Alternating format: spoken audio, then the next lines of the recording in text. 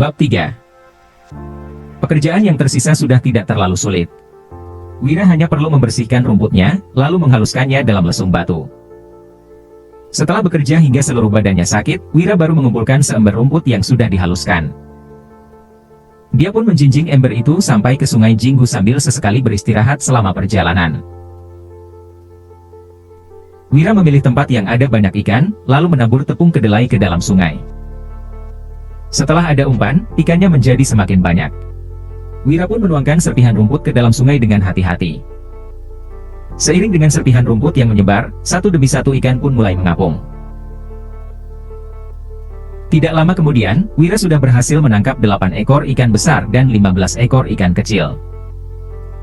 Ikan yang besar beratnya di atas 2 kg, sedangkan yang kecil beratnya di atas 250 gram. Wira melepaskan ikan yang lebih kecil dari itu. Setelah matahari terbenam, Wira pun pulang ke rumah. Dalam perjalanan pulang, Wira melewati sebuah gubuk jerami di ujung timur dusun. Di depan gubuk jerami itu, ada sebuah kandang sapi dan halaman kecil yang dibatasi dengan pagar bambu. "Paman Hasan!" teriak Wira. 3 gadis cilik berlari keluar dari rumah. Mereka menatap Wira dengan penasaran, tetapi juga takut.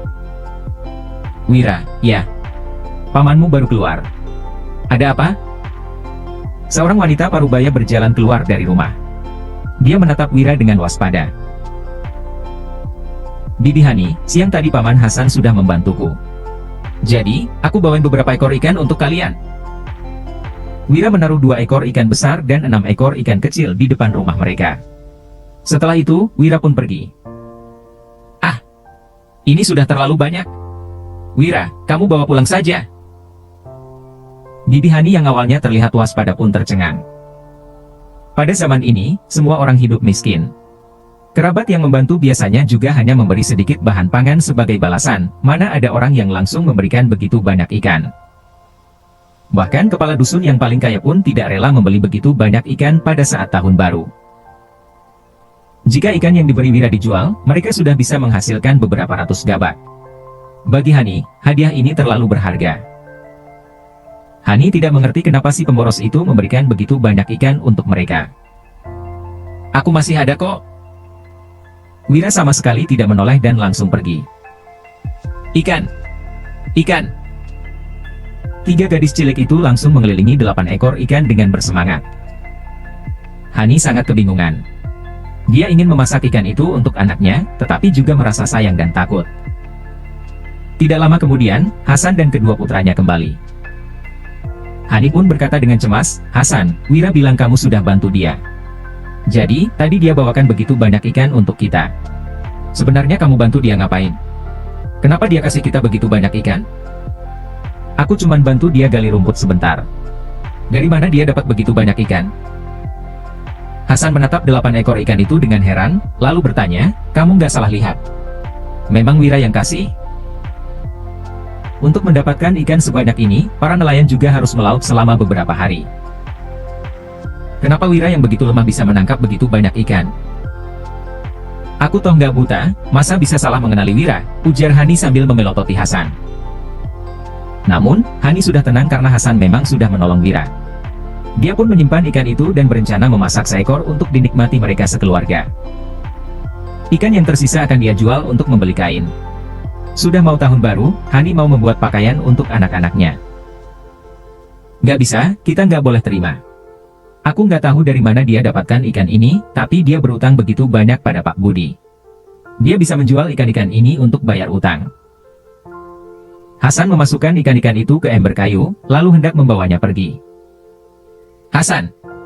Hani memohon, "balikin saja ikan yang besar ke Wira. Kita boleh masak ikan yang kecil untuk anak-anak. Mereka sudah lama nggak makan daging. Lagian, ikan kecil juga nggak begitu bernilai." Saat melihat kelima anaknya yang menelan ludah, Hasan pun meninggalkan 6 ikan kecil dan membawa 2 ikan besar itu pergi. "Paman Hasan, dari mana kamu tangkap ikan sebesar itu? 1 ekor ini beratnya ada sekitar 2 hingga 3 kilo, kan?" Sony yang sedang berkeliaran di dusun menghampiri Hasan. Saat melihat 2 ekor ikan yang dibawa Hasan, dia pun langsung menelan ludah. Dia sudah lama tidak makan enak. Hasan menjawab, 2 ekor ikan ini punya Wira, aku mau balikin ke dia. Punya Wira. Sony tidak percaya. Siang tadi, si kutu buku itu masih menggali rumput. Kenapa bisa tiba-tiba ada 2 ikan besar? Tubuh Wira sangat lemah, sedangkan ikan yang ditangkapnya sangat berat. Berhubung Wira terus berhenti untuk istirahat di sepanjang jalan, Hasan sudah menyusulnya sebelum dia sampai ke rumah. Hasan mau mengembalikan ikannya, tetapi Wira tidak mau menerimanya. "Paman, kamu ngapain sih? Aku sudah bilang itu untukmu, kenapa dibalikin lagi?" "Wira, paman sudah terima ikan kecilnya. Kamu jual saja ikan yang besar untuk bayar utang." Hasan langsung memasukkan ikan itu ke keranjang bambu Wira. "Paman, harga 2 ikan ini juga nggak cukup bayar utang." Wira mengeluarkan ikannya lagi. "Kalau kamu merasa nggak enak, suruh saja Danu dan Dodi untuk bantuin aku besok. Aku jamin kelak kalian pasti bisa makan daging tiap hari." "Makan daging tiap hari?" Hasan sangat kaget. Dia toh bukan pejabat, mana mungkin dia bisa makan daging setiap hari? Sudah bagus apabila mereka tidak kelaparan.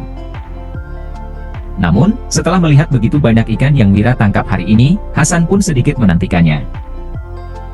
"Wira kemana? Kenapa masih belum pulang? Jangan-jangan dia kabur?" Wulan menunggu di depan pintu dengan gelisah.